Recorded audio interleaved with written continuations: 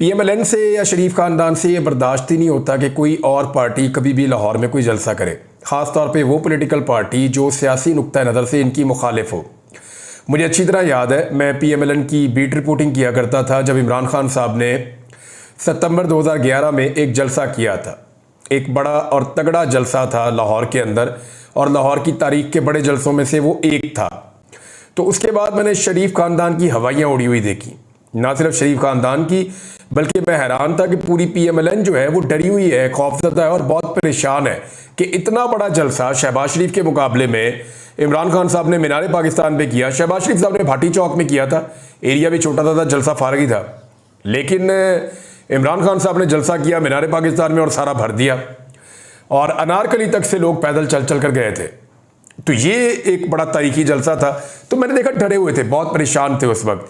तो अभी भी जो कुछ लाहौर में पीएमएलएन कर रही है, जितने कंटेनर ला के खड़े किए जा रहे हैं, लोगों के घरों में छापे मारे जा रहे हैं, चादर और चार दीवारी का तकद्दुस पामाल किया जा रहा है, यानी जो पहले जो लोग डायरेक्टली पाकिस्तान तहरीक-ए-इंसाफ के साथ जुड़े हुए हैं उनको तो गिरफ्तार किया जाता था, अब उनकी फैमिलीज को भी गिरफ्तार किया जा रहा है। सरम जावेद, जिनको 14 महीने तक इन्होंने जेल में रखा, वो कुछ नहीं उनका बिगाड़ सके, वो वापस आ गए, फिर जलसे की तैयारी कर रही है। तो उनके वालिद को गिरफ्तार कर लिया, जावेद खान को, हालांकि वो पाकिस्तान पीपल्स पार्टी में है। वो अनाउंस करते हैं कि मेरा ताल्लुक पाकिस्तान पीपल्स पार्टी से है, मेरी बेटियां जो हैं वो सपोर्ट करती हैं, मेरे खानदान के बाकी लोग भी सपोर्ट करते हैं और वो पाकिस्तान तहरीक-ए-इंसाफ को करते हैं, लेकिन मेरी सपोर्ट और चंद उनके साथ और लोग हैं उनकी, वो कहते हैं हमारी पीपल्स पार्टी से सपोर्ट है। उनको भी पकड़ के अंदर डाल दिया कि जनाब इनकी बेटियों को जो है वो कमज़ोर करने के लिए बाप को पकड़ के गिरफ्तार कर लो। तो ये सारी चीज़ें हमने पहली दफ़ा देखी हैं, यानी कारकुनों के लेवल पे ऐसा ज़बरदस्त जुल्म और तशद्दुद, ये शरीफ खानदान का तुर्रा इम्तियाज़ है। यानी जब भी शरीफ खानदान के रास्ते में कोई आता है तो ये ऐसे जालिम लोग हैं कि ये किसी भी लेवल तक चले जाते हैं। ये लोगों को घरों के अंदर घुसकर मारते हैं, ये पुलिस को अपनी मुसल्ला फोर्स के तौर पे इस्तेमाल करते हैं और पुलिस को अपना एक पॉलिटिकल विंग बना के उनके ज़रिए से शहबाज शरीफ साहब पुलिस मुकाबले भी करवाया करते थे ना। तो ये इसी तरह पॉलिटिकल जो अपोनेंट्स हैं उनको कुचलने के लिए पुलिस की फोर्स को ब्रूटली इस्तेमाल कर रहे हैं। और एक अजीब मजबूरी है पाकिस्तान में, मैं ज़रा थोड़ा मजबूरी के बारे में आपको बताऊँ। कोई बेचारा सिपाही मिलता है, रास्ते में डंडा पकड़ के मार रहा होता है ना वो पॉलिटिकल कारकुनों को, तो वो भी कहता है कि मैं मजबूर हूँ। उसका थानेदार मिलता है, वो भी कहता है मैं मजबूर हूँ। यानी मैं कई SHOs मुझे मिले, कई पुलिस वाले इंस्पेक्टर्स मुझे मिले, DSPs मुझे मिले, उन्होंने कहा जी हम मजबूर हैं। जितनी दफ़ा मैं गिरफ्तार हुआ, जितनी दफ़ा मुझे पकड़ के ले गए, उन्होंने कहा जी मजबूर हैं। FIA वालों ने मुझे जब भी एयरपोर्ट पर रोका, उन्होंने कहा जी हम मजबूर हैं। जब भी ASF वालों को इस्तेमाल किया, उन्होंने ताकत के ज़रिए से कोशिश की जोर लगाने की, उन्होंने कहा सर आप तो पता जानते हैं आप, हम मजबूर हैं। इसी तरह जो FBR वाले हैं, उन्होंने केसेस पर उन्होंने कहा हम मजबूर हैं। वो एंटी करप्शन के दफ्तर में उनके ऑफिसर्स और उनके बेचारे मुलाजिम रो रहे थे मुझे, बल्कि मेरे साथ उन्होंने सेल्फियां भी बनाई और बाकियों के साथ भी वो यही करते हैं, वो भी कहते हैं जी हम मजबूर हैं। ब्यूरोक्रेसी है वो भी मजबूर है, यानी एक पूरा आवे का आवा है जो मजबूर है। SP से बात कर, वो कहते हैं सर आपको तो पता है मजबूर है सर। यानी पूरा का पूरा सिस्टम मजबूर है। और अब मजबूरी बढ़ते बढ़ते वहां तक पहुंच गई है कि आपका जो है गवर्नमेंट भी मजबूर है। यानी पाकिस्तान पीपल्स पार्टी का चेयरमैन है बिलावल जरदारी, वो भी मजबूर है। ये अपनी मजबूरी वो खुलकर बता रहे हैं अपने पॉलिटिकल साथियों को कि मैं मजबूर हूं। और शहबाज शरीफ है वो भी मजबूर है, बल्कि वो तो मांगते हुए भी कहते हैं कि मांगने नहीं है लेकिन मजबूरी है। अब ये पता किस तरह के मजबूर है, मैं आपको विजुअलाइज कराता हूं आसान करके। आपने शोले फिल्म देखी होगी, उसमें आपने देखा होगा गब्बर सिंह ने बसंती को कहा था नाच नाच नहीं तो मैं इसको मार दूंगा हीरो को, तो फिर वो बेचारी नाचने पे मजबूर हो गई। ये बेचारे सारे ऐसे ही मजबूर हैं और गब्बर सिंह इन सारों को नचा रहा है और गब्बर सिंह के इशारों पे ये सारे नाच रहे हैं बेचारे। उसी तरह की मजबूरी है, किसी की नौकरी की मजबूरी है, किसी की तनख्वाह की मजबूरी है, किसी की कारोबार की मजबूरी है, किसी की ट्रांसफर की मजबूरी है, किसी की जाली हुकूमत की मजबूरी है, किसी की करप्शन की मजबूरी है, किसी ने बेचारे ने केसेस से बचना है उसकी मजबूरी है, किसी ने बेचारे ने अपना मैंडेट बचाना है उसकी मजबूरी है। तो हर एक की कोई ना कोई मजबूरी है। तो ये बेचारे सारे मजबूरी इकट्ठे हो गए। अब एक बात आप सोचिए कि क्या इतने सारे मजबूर मिलकर इस कौम को इस बहरान से निकाल सकते हैं? और ये जो बेचारे खुद मजबूर हैं, खुद कुछ कर नहीं सकते, अपनी मर्जी के मुताबिक कोई फैसला नहीं कर सकते, अपनी मर्जी के मुताबिक कानून पर अमल दरामद नहीं कर सकते, वो लोग पाकिस्तान को बहरान में से निकालेंगे? सवाल ही पैदा नहीं होता। जब तक आज़ाद सोच नहीं होगी, जब तक रूल ऑफ लॉ नहीं होगा, जब तक सारे कानून के सामने सरनगू नहीं होंगे, तब तक सवाल ही पैदा नहीं होता कि ये मजबूरों की एक फोर्स मिलकर पाकिस्तान को बहरानों में से निकाले। ये बल्कि और बहरानों में धकेलते चले जाएंगे। वजह क्या है? बेचारे मजबूर हैं। इमरान खान साहब का पैगाम है, उन्होंने कहा कि लाहौर का जलसा आर या पार होगा, रोका गया तो जेलें भर देंगे। इमरान खान ने कहा कि अफगान इशू पर भी कहा गया कि मुल्क का मुस्तकबिल दांव पर लगा है और हम अफगान काउंसलर के पीछे पड़े हैं। इमरान खान ने कहा, ये सहाफ़ियों से बात कर रहे थे अडियाला में कल, तो वहां से ये स्टेटमेंट से मैं आपको बता देता हूं कि आईनी अदालत के मामले पर पूरी तरह बहस होनी चाहिए। सुप्रीम कोर्ट आखिरी इदारा है जिससे लोगों को तवक्कुआत हैं। सुप्रीम कोर्ट को भी तबाह कर दिया गया तो पाकिस्तान बनाना रिपब्लिक बन जाएगा। सहाफ़ी ने पूछा कि क्या आपने चार्टर ऑफ डेमोक्रेसी पर दस्तखत किए थे? इसमें आईनी अदालतों का क़याम भी मौजूद था, अब आपका क्या मौक़िफ़ है? इस पर इमरान खान साहब ने जवाब दिया कि हर चीज़ का कोई तनाज़ुर होता है, तब में और आज में फ़र्क है। आईनी तरमीम का मकसद सिर्फ और सिर्फ काजी फ़ायद ईसा को बचाना है।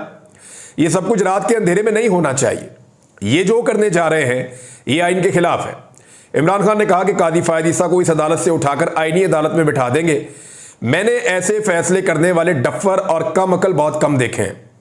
ये डरे हुए हैं, फिर कहते हैं कि इसके पास मोबाइल आता है और इसको खबरें मिलती हैं। मुझे तुम्हारी हरकतों की वजह से पहले पता चल जाता है, मुझे इल्म था कि यह तरमीम आनी है।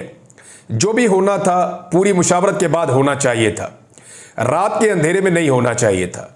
इससे इन लोगों का मकसद पता चलता है। इमरान खान ने कहा कि ये सुप्रीम कोर्ट को ख़त्म करने जा रहे हैं। लाहौर का जलसा डू एंड डाई है। अब ये बेशक जो मर्जी कर लें, हमने पूरी पार्टी को कह दिया है बाहर निकलें। 15 माह से जेल में हूं, मजीद भी जेल में रहने को तैयार हूं। अवाम भी जेल में जाने से ना घबराए। जलसे से अगर रोका गया तो जेलें भर देंगे। उन्होंने कहा कि लाइन के एक तरफ वो खड़े हैं जो वोट को इज्जत देने की बात करके बूट को इज्जत दे रहे हैं। जमहूरियत डंडे के जोर पर या गुलाम बनाकर नहीं चलती। रावलपिंडी के कमिश्नर ने बिल्कुल दुरुस्त कहा था कि काजी फ़ायद ईसा और चीफ इलेक्शन कमिश्नर मिले हुए थे। ये एम्पायरों को तौसीह देना चाहते हैं ताकि ये एक्सपोज ना हो। अफगान काउंसलर के कौमी तराने के एहतराम में खड़े ना होने से मुतालिक सवाल पर इमरान खान ने जवाब दिया कि छोड़ो इसको, यहाँ मुल्क के और बहुत बड़े इश्यूज हैं, तुम्हें उसकी पड़ी है। मुल्क का मुस्तकबिल दांव पर लगा हुआ है और तुम उसकी बात कर रहे हो। वैसे मैंने उनका मौक़िफ़ लिया है, मेरा बार राब्ता हुआ था, क्योंकि मुझे भी बहुत अजीब लगा कि ये इन्होंने क्या किया। तो ये जो काउंसलर साहब है ना, ये हाफ़िज़ कुरान भी हैं, ये शेखुल हदीस भी हैं और ये आलिम दीन है। अब हर एक की अपनी अपनी होती है। उन्होंने कहा जी मेरे शरई नुक्ता नज़र से मैं म्यूज़िक के एहतराम में खड़ा नहीं होता। तो मैंने उनको एक सवाल भिजवाया। मैंने कहा जी अगर आपको फ़र्ज़ करें किसी और मुल्क में सफ़ीर बनाकर भेज दिया जाए या वहाँ पे आप कौंसल बन के चले जाएँ, तो क्या आप वहाँ पे भी खड़े नहीं होंगे? उन्होंने कहा जी कहीं भी खड़ा नहीं होगा म्यूज़िक के लिए। तो फिर मैंने उनसे ये भी एक बात पूछवाई थी कि क्या ये अफ़गान गवर्नमेंट की पॉलिसी है या ये आपकी अपनी? उन्होंने कहा जी अफ़गानिस्तान की गवर्नमेंट ने अपने तराने में से भी म्यूज़िक ख़त्म कर दिया है, लेकिन ये मैं ज़ाती हैसियत में, मेरी शरीयत मुझे इसकी इजाज़त नहीं देती। उनका अपना एक शरई नुक्ता नज़र है और उनको लगता है कि तराने के एहतराम में अगर म्यूज़िक है तो खड़े नहीं होना चाहिए। और लेकिन उन्होंने साथ मुझे ये भी कहा कि पाकिस्तान और अफ़गानिस्तान को वो दो भाई समझते हैं और इन दोनों भाइयों के दरमियान जो इख्तलाफात नहीं होने चाहिए। ये दोनों भाई मिल जाएँ तो खित्ता और दोनों मुल्कों के लिए बहुत फ़ायदे में। इस किस्म की बातें भी उन्होंने मुझे बताई थी। बहरहाल उस पर फिर किसी वक्त बात करेंगे जब वो टॉपिक होगा। लेकिन इमरान खान साहब ने कहा कि मौलाना फजल रहमान ने हुकूमत की आईनी तरमीम को यकसर मुस्तरद करने का ऐलान किया है। इस सवाल पर इमरान खान साहब ने कहा कि तुम मुझसे क्या कहलवाना चाहते हो? तुम हेडलाइन के चक्कर में मुझे ट्रैप करना चाहते हो। मुझे 28 साल हो गए हैं सियासत में, इतनी समझ तो है कि मुझ में तुम मेरी सारी गुफ्तगू को एक तरफ करके कोई एक हेडलाइन बनाना चाहते हो। तो इमरान खान साहब भी समझते हैं कि एक्चुअली ये किस चक्कर में और ये क्या चाहते हैं। बहरहाल ये इमरान खान साहब का स्टेटमेंट था। लेकिन अली अमीन गंडापुर साहब के बारे में भी इमरान खान साहब ने एक पैगाम भेजा है और ये पैगाम सोशल मीडिया पर रिपोर्ट हो रहा है। अली अमीन गंडापुर को मेरा पैगाम है कि खैबर पख्तूनख्वा हुकूमत जाती है तो जाए, पूरा लाओ लश्कर लेकर लाहौर पहुंचना है। ये जी इमरान खान साहब का एक बड़ा वाज़ेह पैगाम खैबर पख्तूनख्वा की हुकूमत के लिए और अली अमीन गंडापुर साहब के लिए।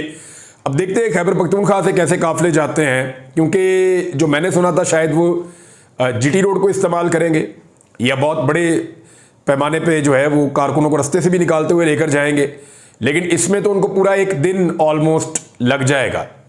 अगर वो 21 तारीख को जलसा करना चाहते हैं तो उन्हें 21 तारीख की सुबह सुबह निकलना पड़ेगा बहुत जल्दी खैबर पख्तूनख्वा से, और फिर वो काफिले रास्ते में मिलते मिलते वो पहुंचेंगे लाहौर, तो उनको शाम 5, 6, 7 ऐसे टाइम उनको हो जाएगा।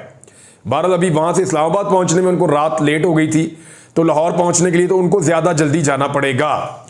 पाकिस्तान तहरीक इंसाफ को जलसे की इजाज़त नहीं मिली और उसके ऊपर हाई कोर्ट का एक बड़ा बेंच बन गया है और इसमें जस्टिस फारूक हैदर बेंच के सरबराह होंगे और इसमें दीगर जजेस में जस्टिस तारिक नदीम, ये लार्जर बेंच है जी, और जस्टिस अली ज़िया बाजुआ, ये 3 जजेस इसके अंदर शामिल हैं। और अब देखते हैं कि ये जजेस आज क्या फैसला करते हैं पाकिस्तान तहरीक इंसाफ का जलसा करने के हवाले से। मेरे ख्याल में ये वंस फॉर ऑल सेटल कर दें। देखिए, मीनार पाकिस्तान जो है ये वो जगह है, मिंटो पार्क, जहाँ पे कायदे आज़म मोहम्मद अली जिन्ना ने एक बहुत बड़े एक सियासी जलसे की क़यादत की थी और उसमें करारदाद पाकिस्तान पेश की गई थी 1940 में 23 मार्च को। तो इसकी तो बड़ी तारीखी अहमियत है और यहाँ पे जो पॉलिटिकल पार्टियाँ हैं उनको हमेशा इजाज़त होनी चाहिए कि वो यहाँ पे कानूनी तौर पे अपना जलसा कर सके और यहाँ पे अलाउ किया जाना चाहिए सियासी जमातों को। अभी कुछ अर्सा पहले नवाज शरीफ साहब जब पाकिस्तान वापस पहुँचे तो पूरे पाकिस्तान से लोगों को इकट्ठा करके इस मैदान में लाया गया और यहीं पे वो जो है कबूतर उड़ाए थे मियाँ साहब ने। ये इसी जलसा गाह के अंदर मियाँ साहब कबूतर उड़ा रहे थे। अभी 1 साल हुआ है, साल भी शायद नहीं हुआ, तो मियाँ साहब यहीं पे कबूतर उड़ा रहे थे। तो अब क्या फ़र्क पड़ गया इसमें? तो इमरान खान साहब की पार्टी जो है उसके लिए ज़रा थोड़ी सी मुश्किलात रहती हैं, उनको इजाज़त नहीं दी जाती। एक और इशू भी उठा हुआ है, वो इशू ये है कि जो स्पीकर ने कह दिया कि हमने एक्ट एक पास कर लिया कौमी असम्बली में, लिहाजा जो सुप्रीम कोर्ट ऑफ पाकिस्तान का फैसला था, वो फैसला आया था 12 जुलाई को, एक्ट पास किया गया बाद में ताकि फैसले के खिलाफ कुछ किया जा सके। तो वो कह रहे हैं जी 12 जुलाई का जो फैसला है वो गैर मुअस्सर हो गया है, लिहाजा सुप्रीम कोर्ट ऑफ पाकिस्तान के फैसले पर अमल दरामद करने की बजाय जो असम्बली ने नया एक्ट पास किया है उसके मुताबिक मखसूस नशिस्तें PDM की जमातों को वापस दे दी जाए। लेकिन यहां एक सवाल पैदा हो जाता है और यह बड़ा इंपॉर्टेंट क्वेश्चन है कि सुप्रीम कोर्ट ने जो फैसला दिया था, जो फुल कोर्ट बना था, 8 जजेस का एक मुत्तफिका फैसला है, बाकी 5 जजेस दूसरी तरफ हैं, तो जो 8 जजेस ने फैसला दिया था वो फैसला आइन की तशरीह था। ये कुछ जो कानून को जानने वाले लोग हैं उन्होंने ये नुक्ता उठाया, उन्होंने कहा जी सुप्रीम कोर्ट ऑफ पाकिस्तान ने आइन की तशरीह की थी, किसी कानून की तशरीह नहीं की थी।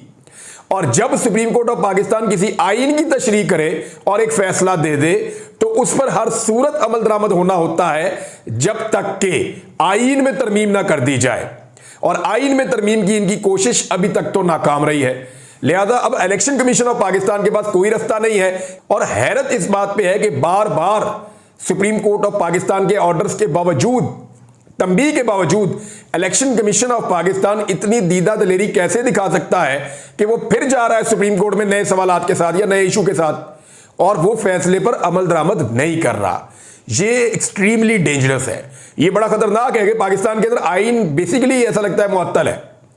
यानी जो इलेक्शन करवाने की तारीखें थी वो मिल ही नहीं रही थी। जब तक कि पाकिस्तान तहरीक इंसाफ को मुकम्मल तौर पे क्रश करके तबाह बर्बाद नहीं कर दिया गया तब तक इलेक्शन का अनाउंस ही नहीं किया गया। फिर भी तहरीक इंसाफ जीत गई और अब दोबारा आइन शिकनी की जा रही है कि सुप्रीम कोर्ट ऑफ पाकिस्तान के फैसले पर अमल दरामद नहीं हो रहा। एक बड़ी ज्यादती है। अच्छा जी, तहरीक इंसाफ के कारकुनों की पकड़ धकड़ मैंने आपको बताई, पुलिस बेचारी वो सारे काम कर रही है जो वो नहीं करना चाहती, मजबूर है। लेकिन आरिफ अलवी साहब ने एक बहुत इंपॉर्टेंट एक मुलाकात की लाहौर में, उसमें उनका कुछ स्टेटमेंट्स हैं जो बड़े अहम हैं, वो मैं आपके साथ शेयर करता हूं। आरिफ अलवी साहब ने यह बताया कि परवेज मुशर्रफ का मार्शल लॉ मौजूदा हुकूमत से कहीं बेहतर था। लाहौर में उन्होंने मीडिया से बातचीत की, उन्होंने कहा कि जो हुकूमत आइनी तरामीम का बिल लाना चाहती है ये आइनी तरामीम नहीं बल्कि आइन की तदफीन का बिल है। इस हुकूमत से तो परवेज मुशर्रफ का मार्शल लॉ बेहतर था। और उन्होंने कहा कि हुकूमती इत्तेहाद जो है, जो आइनी तरमीम ये ला रहे हैं और इसके मुसव्वदे पर पर्दा रखा हुआ है जो बहुत ख़तरनाक है। पाकिस्तान में कई चीज़ें ख़तरनाक हद तक बढ़ती जा रही हैं। बलूचिस्तान के हालात अच्छे नहीं हैं। उनका कहना था कि बिल में धोखाधड़ी का तरीक़ाकार है। 63A को ख़त्म किया जा रहा है। आइनी तरामीम के लिए लोगों को अगवा किया गया। मैं मौलाना फजलुर रहमान का मशकूर हूँ कि उन्होंने आवाज़ बुलंद की। इसके साथ ही अमीर जमात इस्लामी हाफिज़ नईम और लियाकत बलोच का भी शुक्रगुजार हूँ। उन्होंने कहा कि 90% पाकिस्तानी लोग इमरान खान के साथ हैं। लोगों से गुजारिश है कि वो पाकिस्तान तहरीक इंसाफ के जलसों में आए। आरिफ अलवी साहब ने कुछ बातें और भी बताई। उन्होंने बताया जी कि जो मौजूदा आर्मी चीफ है वो इमरान खान साहब से बहुत नफरत करते हैं, ये भी उन्होंने कहा। उन्होंने ये भी बताया कि मैं शोहदा के घर में जब जाना चाहता था, जब मैं सदर था, तो मुझे मिलिट्री सेक्रेटरी रोक देते थे या मुझे रोक दिया जाता था जनरल बाजवा की जानिब से, और मुझे कहते थे बाद में आपको ले जाएंगे। फिर बात कभी भी नहीं आई, लेकिन मैं हर शहीद के घर पे फ़ोन ज़रूर करता था। तो बतौर सदर उन्हें किस तरह के हालात का सामना करना पड़ा वो बताना शुरू हो गए हैं। ये अबू बकर साहब ने लिखा है, अहमद अबू बकर साहब ने, कि लेफ्टिनेंट जनरल सरफराज शहीद की फैमिली से मैं मिलना चाहता था। मुझे मेरे मिलिट्री सेक्रेटरी ने पहले रोका, फिर मेरे इसरार पर DGISI ने रोका, फिर जनरल बाजवा ने रोका कि सिक्योरिटी के एतबार से आपका जाना दुरुस्त नहीं, लेकिन वज़ीर आज़म वहाँ पे गए, हम आपको अगले दिन लेकर चले जाएंगे। फिर वो अगला दिन ना आया। हर शहीद के घर मैं टेलीफोन ज़रूर करता था। फिर उन्होंने एक और बड़े मज़े की बात बताई। उन्होंने कहा जनरल बाजवा हर वक्त आकर बताते थे कि असद उमर की वीडियो मेरे पास है, शाह महमूद की वीडियो मेरे पास है। मैंने उन्हें प्राइवेसी के मुतालिक हज़रत उमर फारूक रज़ियल्लाहु तआला अन्हु का वाक़या सुनाया, मगर इस बात के 10 मिनट बाद जनरल बाजवा ने जेब से मोबाइल निकाला और फिर कहा कि इसमें जनरल फैज़ हमीद की भी वीडियो है। मैंने जनरल बाजवा को एक नफ्सियाती मसाइल का शिकार इंसान पाया। ये जी आरिफ अलवी साहब बता रहे हैं। नाज़रीन, आखिर में मैं एक चीज़ आपके सामने रखता हूँ कि चार्टर ऑफ डेमोक्रेसी और बेनज़ीर भुट्टो की एक ख्वाब पूरा करने के लिए बिलावल ये कह रहे हैं कि जी हम एक आईनी अदालत बनाना चाहते हैं। तो सवाल मेरा ये है कि क्या बाकी अदालतें गैर आईनी हैं? वो भी आईनी अदालतें हैं, लेकिन आइन की खातिर ये आईनी केसेस से मुतालिक, कॉन्स्टिट्यूशनल केसेस से मुतालिक अगर कोई अलग अदालत अब ये बनाना चाहते हैं तो इनको बार बार हुकूमत मिली। पिछले 18 सालों में सिर्फ 3 साल बीच में इमरान खान के हैं, बाकी 15 साल इनके पास हुकूमतें रही पाकिस्तान में। इन 15 सालों में इन्होंने क्या किया? सवाल ये है ना, इन्होंने इन 15 सालों में क्या किया? क्यों नहीं ये आईनी तरमीम लेकर आए? और कई इन्होंने कॉन्स्टिट्यूशनल अमेंडमेंट्स की हैं, बहुत सारी की हैं, लेकिन इन्होंने आईनी अदालत इससे पहले नहीं बनाई। एक्चुअली ये अब इसलिए बनाना चाहते हैं कि ये इससे अपने जाली मैंडेट को बचाना चाहते हैं और अपनी हुकूमत की मुद्दत में इजाफा करना चाहते हैं कि किसी तरह हम अपनी हुकूमत बचाने में कामयाब हो जाएं। भारत अब तक के लिए इतने ही। अपना